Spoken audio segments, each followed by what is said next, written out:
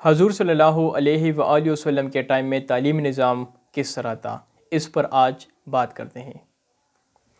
اگرچہ حضور صلی اللہ علیہ وآلہ وسلم ایجوکیٹڈ نہیں تھے، انہوں نے تعلیم حاصل نہیں کیا تھا، نہ وہ کسی کا شاگرد رہ چکا تھا اور نہ ہی کوئی ان کا ٹیچر رہ چکا تھا، لیکن ڈسپائٹ دیٹ انہوں نے ہمیشہ ایکسٹریملی ایمفیسائز کیا تھا آن دی امپورٹنس آف ایجوکیشن۔ ایک حدیث شریف ہے جس میں وہ فرماتے ہیں کہ getting education is the duty of every man and women, کہ تعلیم حاصل کرنا ہر مسلمان مرد اور عورت پر فرض ہے۔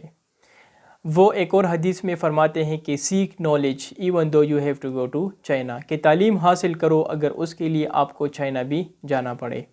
اب چائنا کی مثال اسی وجہ سے انہوں نے دی تھی کیونکہ اس ٹائم ان کے ٹائم میں چائنا ایک گریٹ سویلائزیشن تھی۔ ایک اور حدیث میں وہ فرماتے ہیں کہ the ink of scholar is more sacred than the blood of martyr, کہ شہید کے خون سے ایک مقدس چیز جو ہے وہ ایک اسکالر کی انک ہے۔ وہ یہ بھی فرماتے ہیں کہ جو لوگ ایجوکیشن کے لیے گھر چھوڑتے ہیں تو ان کی مثال ایسی ہے کہ وہ اللہ کی راہ میں جاتے ہیں۔ اب حضور صلی اللہ علیہ وآلہ وسلم نے تعلیم کے اوپر اہمیت اسی وجہ سے بھی دی تھی کیونکہ قرآن شریف میں اللہ تعالیٰ کا حکم تھا۔ جب ہم قرآن شریف پڑھتے ہیں تو قرآن شریف کی جو پہلی جو سورت تھی وہ تھی سورہ علق، اور سورہ علق کی جو پہلی 5 آیاتیں تھی تو وہ آیاتیں تھی جو اللہ تعالیٰ نے جب حضور صلی اللہ علیہ وآلہ وسلم غار حرا میں موجود تھے اور جبرائیل علیہ السلام نے ان پر پہلی وحی نازل فرمائی، تو یہ آیاتیں انہوں نے اس ٹائم ان پر نازل فرمائی تھی۔ ان آیاتوں میں اللہ تعالیٰ فرماتے ہیں کہ اقرأ بسم ربک الذی خلق، خلق الانسان من علق، اقرأ وربک الاکرم الذی علم بالقلم، علم الانسان ما لم یعلم۔ اللہ تعالیٰ فرماتے ہیں کہ اقرأ پڑھو۔ اب آپ یہ گیس کر سکتے ہیں کہ اللہ تعالیٰ نے بھی سب سے پہلے ایجوکیشن کے اوپر اہمیت دی تھی، اور قرآن شریف کی جو پہلی ورڈ تھی، پہلی لفظ تھی، وہ تھی اقرأ۔ جب اسکالرس ان آیات کی انٹرپریٹیشن کرتے ہیں تو وہ ہمیں یہ بھی بتاتے ہیں کہ اللہ تعالیٰ نے بھی سب سے پہلے تعلیم کے اوپر فوقیت دی تھی، اور وہ بتاتے ہیں کہ اللہ تعالیٰ نے بھی حضور صلی اللہ علیہ وآلہ وسلم کو ان ورسز کے تھرو یہ پیغام دیا کہ سب سے پہلے ایجوکیشن ہے، اس کے بعد باقی چیزیں ہوگی، لہٰذا انہوں نے حضور صلی اللہ علیہ وآلہ وسلم کو سب سے پہلے ایجوکیٹ کیا، ان کو تعلیم دی، اس کے بعد حضور صلی اللہ علیہ وآلہ وسلم نے اپنی مشن پر توجہ دی۔ جب ہم پری اسلامک عربین پیننسولا کی بات کرتے ہیں، یعنی اسلام کی آمد سے پہلے عربین پیننسولا میں ایجوکیشن کی اگر بات کی جائے تو کوئی خاص تعلیمی نظام نہیں تھا۔ کچھ ایلیمنٹری اسکولس موجود تھے، مثال کے طور پر طائف میں کچھ اسکولس تھے، ایلیمنٹری اسکولس تھے، اسی وجہ سے مکہ کے ارد گرد کچھ ایسے علاقے تھے جہاں پر کچھ ایلیمنٹری اسکول موجود تھے، لیکن بحیثیت مجموعی اگر بات کی جائے تو کوئی خاص ایجوکیشن سسٹم نہیں تھا۔ وہاں پر اگر آپ کچھ لکھنا وغیرہ جانتے تھے، حساب کتاب آپ کر سکتے تھے تو لوگ آپ کی عزت کرتے تھے اور آپ کو ایجوکیٹڈ کہا جاتا تھا۔ اور وہاں پر زیادہ تر جو تھی وہ پوئٹری تھی، شاعری تھی۔ عرب کی جو پوئٹری تھی تو وہ کافی مشہور تھی، لوگوں نے ان کے اوپر کتابیں لکھی ہیں، تو زیادہ تر وہاں پر پوئٹری وغیرہ تھی۔ ان کی تعلیم کی اگر بات کی جائے کوئی خاص تعلیمی نظام نہیں تھا۔ جب ہم اسلام کی آمد کے بعد کی بات اگر کی جائے تو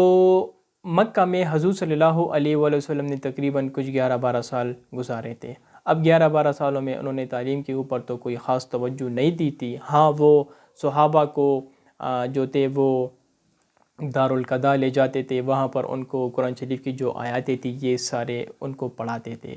تو یہ انیشل جو تھی ان کی ایک ایجوکیشن تھی، لیکن وہ ان کی تعداد بہت کم تھی کیونکہ کچھ 40 لوگ، کچھ 30-35 لوگ تھے شروع میں جو مسلمان ہوئے تھے، اور وہاں پر ان کے لیے بہت زیادہ خطرہ بھی تھا، لہٰذا وہ چھپ کر کبھی کیوس میں جاتے تھے، پہاڑوں پر جاتے تھے، کبھی ایک دور ایک آئسولیٹڈ اگر گھر ہوتا تھا یا کوئی کوارٹر ہوتا تھا تو وہاں پر وہ جاتے تھے رات کو چپکے سے، حضور صلی اللہ علیہ وآلہ وسلم ان کو تعلیمات دیتے تھے۔ لیکن چونکہ مکہ میں ان کے لیے زندگی کافی مشکل تھی، پرسیکیوشن تھا ان کے اوپر، تو انہوں نے کچھ خاص جو تھی وہ توجہ نہیں دی تھی۔ جب وہ ہجرت کرتے ہیں 622 میں مدینہ، تو مدینہ میں وہ ایک ریاست کی بنیاد رکھتے ہیں، اور سب سے پہلے جو جنگ ہوتی ہے وہ ہوتی ہے بیٹل آف بدر، غزوہ بدر۔ غزوہ بدر کے دوران حضور صلی اللہ علیہ وآلہ وسلم اور مسلمانوں کے بعد ان کے قبضے میں بہت سارے قیدی آتے ہیں، جسے آپ پرزنرز آف وار بھی کہہ سکتے ہیں۔ جنگ کے بعد ان قیدیوں کو وہ مدینہ لاتے ہیں اور وہاں پر حضور صلی اللہ علیہ وآلہ وسلم ان کے سامنے کچھ شرائط رکھتے ہیں۔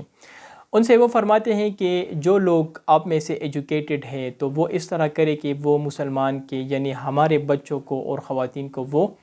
تعلیم دیں گے، ان کو ایجوکیٹ کریں گے، ان کو رائٹنگ کے بارے میں بتائیں گے، گرامر کے بارے میں بتائیں گے، اور اگر آپ ہمارے بچوں کو ایجوکیٹ کریں گے، ان کو تعلیم دیں گے تو آپ کی جو سزا ہے وہ ہم معاف کر دیں گے۔ لہٰذا اس میں سے جو ایجوکیٹڈ نہیں تھے تو ان کا انہوں نے رینزم کیا، مطلب کہ ان کو انہوں نے واپس کیا اور ان کے بدلے میں انہوں نے تاوان لیا، کچھ پیسے وغیرہ لیے۔ اور جو ایجوکیٹڈ تھے تو وہ 6 7 8 مہینوں تک وہاں پر تھے، انہوں نے مسلمان کے بچوں کو پڑھایا اور اس کے بعد انہوں نے ان کو رہا کیا۔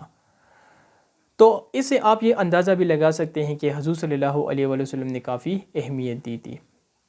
اچھا، اگر بات کی جائے تو حضور صلی اللہ علیہ وآلہ وسلم کے ٹائم میں تقریباً کچھ 9 مسجد ایسے تھے جدھر موسک سکولز تھے، یعنی مسجد کے ساتھ جو اسکول ہوتے ہیں تو وہ تقریباً 9 تھے۔ جو بکس ہے اس میں جو نمبر مینشن ہے تو وہ 9 تھے، اور وہ ایلیمنٹری اسکول ہے جہاں پر وہ بیسک تعلیم وغیرہ لوگ دیتے تھے۔ اچھا، اگر ہائر ایجوکیشن کی بات کی جائے تو کچھ ایسے ہائر انسٹیٹیوشن بھی تھے، مثال کے طور پر مسجد نبوی کی تعمیر جب ہوئی تو ان کے ساتھ حضور صلی اللہ علیہ وآلہ وسلم نے ایک جگہ بنائی جسے کہا جاتا ہے اہل صفہ۔ اگر آپ سرچ کریں گے اہل صفہ ماڈل آف ایجوکیشن تو آپ کو پتہ لگ جائے گا کہ کتنی بڑی ایک ہائر ایجوکیشن بیس ایک انسٹیٹیوشن تھی اہل صفہ۔ وہاں پر حضور صلی اللہ علیہ وآلہ وسلم کو ٹرین کرتے تھے مسلمانوں کو، اور یہ وہ اہل صفہ تھی جدھر سے ایک بہت بڑے بڑے اسکالر جو تھے پھر نکلے اور جنہوں نے کافی کام کیا بعد میں۔ اسی طرح قبہ مسجد کے ساتھ بھی ایک ہائر ایجوکیشن تھی، تو اسی طرح ہائر ایجوکیشن بھی موجود تھی۔ اچھا، اس کے علاوہ اگر بات کی جائے تو فورن لینگویجز کے اوپر بھی کافی توجہ دیا تھا حضور صلی اللہ علیہ وآلہ وسلم میں۔ اب اس کی ریزن یہ تھی کہ بہت سارے صحابہ ایسے تھے جو عرب کے علاوہ پرشیا، گریک، ہیبریو یہ سارے لینگویجز بھی وہ جانتے تھے۔ وجہ یہ تھی کہ ایک تو حضور صلی اللہ علیہ وآلہ وسلم کیونکہ جب انہوں نے ایک ریاست کی بنیاد رکھی تو بہت سارے خطرات تھے۔ ایک سائڈ پر پرشین امپائر تھا، ایک سائڈ پر رومن امپائر تھا، اور کچھ ویسل اسٹیٹس بھی تھے، غسینت امپائر تھا، اور کچھ اور اباسینیا میں بھی ایک امپائر تھا۔ لہٰذا ان ساری جگہ سے بھی مسلمانوں کو خطرات لاحق تھی۔ لہٰذا حضور صلی اللہ علیہ وآلہ وسلم نے ان جگہوں پر اپنے کچھ اسپائس بھیجے، جاسوس بھیجے۔ لہٰذا ان جگہوں کے لینگویجز جو تھے وہ عرب سے ڈیفرنٹ تھے، تو وہ جاسوس جو تھے ان کو ان ایریاز کے لینگویجز کے بارے میں پتہ تھا، تاکہ وہ حضور صلی اللہ علیہ وآلہ وسلم کو انفارمیشن دے اور ان کو آگاہ کرے وہاں پر جو بھی ڈیولپمنٹس ہوتی ہیں۔ تو بہت سارے صحابہ ایسے تھے جو مور دین 1 لینگویجز بھی جانتے تھے۔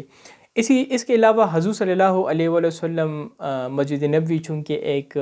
منسٹری آف فورن افیئرس بھی تھی، باہر سے ڈپلومیٹس آتے تھے اور وہاں پر حضور صلی اللہ علیہ وآلہ وسلم کے ساتھ وہ میٹنگ کرتے تھے، تو لہٰذا مسجد کے اندر بھی کچھ ایسے صحابہ تھے، مثال کے طور پر زید بن ثابت، تو وہ جو تھے ان کو وہ مسجد کے اندر ہوتے تھے، اور وہ جب کچھ لوگ آتے تھے باہر سے تو حضور صلی اللہ علیہ وآلہ وسلم اگر لینگویج نہیں جانتے تھے تو وہ ان کو ٹرانسلیٹ کرتے تھے، یہ ان کی ڈیوٹی تھی۔ تو لہٰذا لینگویجز کے اوپر بھی انہوں نے کافی اہمیت دی تھی۔ اس کے علاوہ حافظ القرآن، یعنی جب ہم قرآن شریف کو میمورائز کرتے ہیں تو ان پر بھی انہوں نے کافی اہمیت دی تھی، اور اس کی مین وجہ یہ تھی کہ قرآن شریف جو آج ہمارے پاس ایک بک کی شکل میں موجود ہے تو رائٹنگ وغیرہ نہیں تھی، کیونکہ پھر وہ تو عمر رضی اللہ تعالیٰ عنہ کے ٹائم میں، ابو بکر رضی اللہ عنہ کے ٹائم میں پھر ہوئی، تو وہ میمورائز کرتے تھے کہ یہ ہم سے اومٹ نہ ہو جائے اور ہمیں یاد ہو جائے۔ اچھا، اس کے علاوہ حضور صلی اللہ علیہ وآلہ وسلم نے اگر عورتوں کی بات کی جائے تو انہوں نے عورتوں کی تعلیم کے اوپر بھی کافی اہمیت دی تھی۔ انہوں نے سب سے پہلے شروعات اپنے گھر سے کی تھی، اپنی بیویوں سے کی تھی۔ مثال کے طور پر انہوں نے حفصہ بنت الشفا ایک عورت تھی جو ایجوکیٹڈ تھی، تو ان کو انہوں نے ہائر کیا تھا، اور وہ آتی تھی اور حضور صلی اللہ علیہ وآلہ وسلم کی ایک بیوی تھی حفصہ، تو ان کو وہ پڑھاتی تھی۔ اس کے علاوہ حضرت عائشہ رضی اللہ تعالیٰ عنہ کی بات کی جائے تو وہ ایک بہت بڑی اسکالر تھی، یعنی جو ہماری شریعہ ہے تو وہ اس کی جو بنیاد ہے وہ ان کی جو 2222 احادیث ہے جو انہوں نے ہم تک پہنچائی ہے، تو ہماری جو شریعہ ہے وہ ان احادیث کے اوپر کڑی ہے۔ تو آپ گیس کر سکتے ہیں کہ کتنی بڑی ایک اسکالر تھی حضرت عائشہ۔ تو انہوں نے اب شروعات اپنی بیوی سے کیا تھا، کلثوم کی بات کی جائے، اور بہت سارے ایسی خواتین تھی جو ایک بہت بڑی اسکالر تھی۔ اچھا، اگر خواتین کی ایجوکیشن کی بات کی جائے تو ایک تو ان کو مذہبی تعلیم دیا جاتا تھا، اس کے علاوہ گھر میں جو ڈومیسٹک ہینڈی کرافٹ ہوتا ہے، سینگ ہوتا ہے، واشنگ ہوتا ہے، ایمبرائڈری ہوتی ہے، تو یہ ساری چیزیں وہ خواتین وہاں پر کرتی تھی گھروں کے اندر، جو پھر بعد مارکیٹ میں وہ بیچتی تھی، ان کو پھر وہ لوگ وہ خریدتے تھے۔ تو لہٰذا اس سے آپ یہ اندازہ بھی لگا سکتے ہیں کہ آج کل اگر آپ دیکھ لیں، ہم کہتے ہیں کہ یہ ماڈرن ایجوکیشن ہے اور یہ جو ہے وہ اسلامی ایجوکیشن ہے۔ دیکھیے، ماڈرن ایجوکیشن اور اسلامی ایجوکیشن، اس میں کوئی ڈیفرنس نہیں ہے۔ یہ کنسیپٹ جو آج موجود ہے کہ تعلیم جو ماڈرن ایجوکیشن ہے وہ الگ ہے اور جو اسلامک ایجوکیشن ہے وہ الگ ہے، یہ کنسیپٹ 1857 میں سب کانٹیننٹ میں آئی، جب انگریز نے یہاں پر قبضہ کیا۔ تو انگریز کی تعلیم سے جو یہاں پر فقہاء تھے اور جہاں پر جو علماء تھے، تو انہوں نے اسلامک ایجوکیشن کو بالکل الگ کیا۔ اس کے بعد یہ تعلیم جو ہے وہ الگ پڑھائی جاتی ہے۔ اس سے پہلے تعلیم ایک تھی، حضور صلی اللہ علیہ وآلہ وسلم کے ٹائم میں بھی اسلامی تعلیم یا باقی ایجوکیشن جو تھی وہ ایک تھی۔ ایجوکیشن ایک ہی ہے، اس میں کوئی ڈیفرنس نہیں ہے، سب جو ہے آپ اسے ایجوکیشن کہہ سکتے ہیں، کوئی اس میں ڈیفرنس وغیرہ نہیں ہے۔ لہٰذا وومن جو ہے، اس سے آپ یہ اندازہ بھی لگا سکتے ہیں کہ وومن جو ہے وہ ماڈرن ایجوکیشن حاصل کر سکتی ہیں اور وہ اکانومی میں وہ کنٹریبیوٹ کر سکتی ہیں۔ تو لہٰذا یہ ایجوکیشن کے اوپر کچھ باتیں تھی جو آپ سب کے لیے انڈرسٹینڈ کرنا کافی ضروری تھا۔ اور اس کے بعد پھر جب ہم دیکھتے ہیں تو پھر عباست کے ٹائم میں ایجوکیشن پر بہت بڑا کام ہوا اور پھر مسلمان سائنس اور ٹیکنالوجی کی طرف گئے، لیکن پھر سیڈلی ٹو سے کہ پھر اس طرف ہم نہیں گئے جس طرح جو ہمارا مومنٹم ہونا چاہیے تھا۔ اور اگر فرسٹ یونیورسٹی کی بات کی جائے دنیا میں، ماڈرن ٹائم میں فرسٹ یونیورسٹی کی بات کی جائے تو وہ آکسفورڈ نہیں ہے، وہ بولگرا یونیورسٹی نہیں ہے، وہ اٹلی کی کوئی یونیورسٹی نہیں ہے، وہ ایک یونیورسٹی ہے جس کا نام ہے الکرویہ کاروان یونیورسٹی، جو کہ موروکو میں ہے، اور وہ ایک خواتین تھی جس کا نام تھا فاطمہ۔ تو انہوں نے اپنے انہیریٹنس کے پیسوں سے وہ یونیورسٹی بنائی تھی، جو 859 میں اسٹیبلش ہوئی تھی۔ آکسفورڈ جو تھی وہ 10 اور 11 سنچری میں باقی یونیورسٹی اسٹیبلش ہوئی تھی۔ تو پہلی جو یونیورسٹی تھی ماڈرن ٹائم میں وہ ایک فیمیل نے بنائی تھی جس کا نام تھا فاطمہ، اور انہوں نے ان کے فادر سے جو ان کو جو اماؤنٹ ملا تھا انہیریٹنس کا، تو ان پیسوں کا انہوں نے استعمال کر کے انویسٹ کر کے وہ یونیورسٹی بنائی تھی۔ وہ یونیورسٹی آج بھی جو ہے وہاں پر موجود ہے، الکرویہ یونیورسٹی۔ تو یہ کچھ امپورٹنٹ باتیں تھی ایجوکیشن سے ریلیٹڈ، اور یہ سارا ایجوکیشن سسٹم تھا حضور صلی اللہ علیہ وآلہ وسلم کے under. Thank you very much.